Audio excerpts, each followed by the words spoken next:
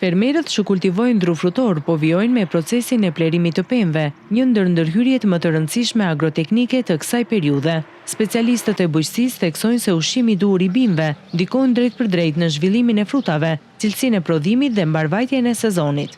Në këtë periudhë kemi edhe pjesën e plerimit të pemëtoreve me plera kimike, kryesisht nëpërmjet sistemit të ujitjes dhe nëpërmjet spërkatjes, me plerime ushqyese, plerime gjethore, ku ne planifikojmë mbi bazë të kalendarit vjetor të plerimit që kemi hartuar në qendrën tonë, që në këtë periudhë të përdorim rreth 30-40% të plerave kimike, si makro dhe mikroelementet, në mënyrë që të kemi një rritje normale të kurorës së bimëve, masës vegetative dhe frutave.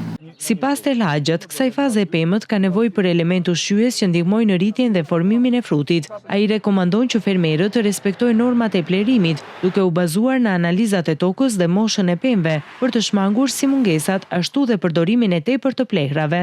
Mund të ketë problematika rishtazi, që çdo fermer i shikon hap pas hapi, sepse bën monitorime të vazhdueshme në pemëtore, të gjithë pothuajse janë në terren, dhe marrja e masave është në varësi të situatës që na paraqitet. Një plerim i balancuar jo vetëm rrit rendimentin, por dhe forcon rezistencën e bimëve ndaj stresit klimatik dhe sëmundjeve.